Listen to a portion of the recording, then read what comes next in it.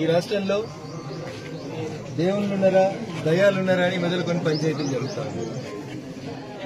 ఎవరింట్లో దేవుళ్ళు ఉన్నారు, ఎవరింట్లో దయాలున్నాయి, దేవుడు దయ్యం ఎందుకు అయ్యిండు, ఎంపీ చేసినప్పుడు దేవుడు ఎందుకాయే, ఓడిపోయినాక అడ్డదారిలో తీసుకొచ్చి ఎమ్మెల్సీ చేస్తే దేవుడు ఎట్లాయే, దేవుని పక్కన దయ్యాలుంటే 12 ఏళ్ల నుంచి ఏం చేస్తున్నారు రాష్ట్ర ప్రజలకు చెప్పాల్సినటువంటి అవసరం ఉంది. ప్రజలు చీమలు పెట్టిన పుట్టలోకి పాములు వచ్చినట్టు 1200 మంది అమరులై తెచ్చుకున్న తెలంగాణ రాష్ట్రంలో వచ్చిన రాష్ట్ర ఫలితాలని ఒక కుటుంబం మాత్రమే అందుకున్నదని రాష్ట్ర ప్రజలు భావించి 10 ఏళ్ల తరువాత మీకు ఒక మంచి గుణపాఠం చెప్పి ఇంట్లో కూర్చోబెడితే మళ్ళీ ఇలా ఒకరి మీద ఒకరు కొట్లాడుకొని ఒకరి మీద ఒకరు తిట్టినట్టు చేసి నేను కొట్టినట్టు చేస్తాను ఏడ్చినట్టు చేయని టీఆర్ఎస్ వాళ్ళు ఇతర పార్టీలకు పోయేందుకు టీఆర్ఎస్ పార్టీ ఖాళీ అయ్యేటువంటి ప్రయత్నాలు జరుగుతున్న తరుణంలో నాతోటి కొట్లాడితే నా బిడ్డ దగ్గర కోనరి, నా కొడుకుతోటి కొట్లాడితే నా అల్లుని దగ్గర కోనరని వాళ్ళే అన్ని గ్రూపుల్ని పెట్టుకొని చేస్తున్నట్టు ఇది ఒక నాటకంలా కనబడుతుంది తప్ప ఇంకొకటి ఏం లేదు. చెప్పాల్సిందే నిన్నెవరో మధ్యవర్తులు వచ్చిరని ఇలా పేపర్లో చూసినాం. తండ్రికి బిడ్డకు మధ్యలో మధ్యవర్తులు ఎందుకు? నేరుగా మాట్లాడుకోవడానికి లైన్ ఫోన్ ఉంది, ఫామ్ హౌస్ ఉంది, బిడ్డ వస్తా అంటే నాయన రానిస్తాడు కూడా.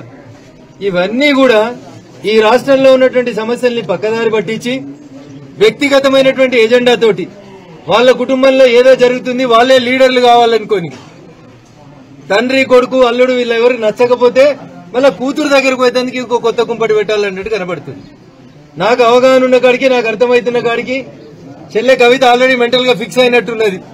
టీఆర్ఎస్ పార్టీలోకి వెళ్ళి బయటకు పోదామని, సొంత ఎజెండా పెట్టుకుందామని, అక్క షర్మిలక్క చేసినట్టు పాదయాత్ర చేద్దామని, ఓ కొత్త పార్టీ పెట్టుకుందామని ఆమె డిసైడ్ అయినట్టు కనబడుతుంది. తేదీ ముహూర్తం కూడా నాకు అర్థమైన కాడికి బహుశా జూన్ 2వ తారీఖున కవితమ్మ కొత్త పార్టీ పెట్టొచ్చు. అంతకుమించి కొత్త కనబడేది ఏముంది? కొట్లాట ఏముంది? తండ్రి కూతుర్లు అన్న చెల్లెళ్లు పక్క రాష్ట్రంలో ఏమైందో చూసినాం, ఈ రాష్ట్రంలో కూడా గదే అవుతుంది. కొద్ది రోజులు పార్టీ పెడతారు, నడుస్తారు, పాదయాత్ర అయిపోతుంది. ఆ రాష్ట్రంలో అక్క చెప్పింది కదా పాదాల మీద నడిస్తే పాదయాత్ర అని, అట్లా ఈడ కూడా చెల్లె పాదయాత్ర చేస్తుంది, కొద్ది రోజులు కొత్త పార్టీ పెడుతుంది. సామాజిక తెలంగాణనో మహిళలకు అన్యాయం జరిగిందనో ఇప్పుడు చెల్లె కవిత మాట్లాడితే బాధ అనిపిస్తుంది. 5 ఏళ్లు మీరు నిజామాబాద్ ఎంపీ ఉన్నప్పుడు మీ నాన్నగారి కేబినెట్ లో ఒక్క మహిళా మంత్రి కూడా లేకపోతే, నానా మహిళల్ని మంత్రులుగా తీసుకోకపోతే నాకు ఈ ఎంపీ పదవి వద్దు నాయనా అని ఎన్నడూ చెప్పలేదు చెల్లి చెప్పినట్టు నేను ఎక్కడ చూడలేదు. బీసీలకు అవమానం జరిగింది, సామాజిక తెలంగాణ లేదని ఈరోజు కవిత గారు మాట్లాడుతున్నారు.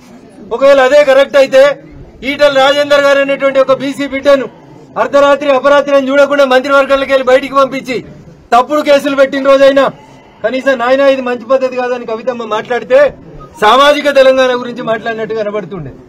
అధికారంలో ఉన్న 10 ఏళ్లు పూలే విగ్రహం పెట్టడం చేతగాని టీఆర్ఎస్ బీఆర్ఎస్ నాయకులు నిజామాబాద్ ఎంపీ గారు ఇలా పూలే విగ్రహం కావాలని చెప్పి సంతకాల సేకరణ చేస్తుంది, అన్ని పార్టీలు కలుస్తుంది. సో నాకేమర్థమవుతుందంటే కవితమ్మ గారి యాక్టివిటీని అటిట్యూడ్ ని చూస్తే వారు మెంటల్ గా ప్రిపేర్ అయినట్టు కనబడుతుండ్రు.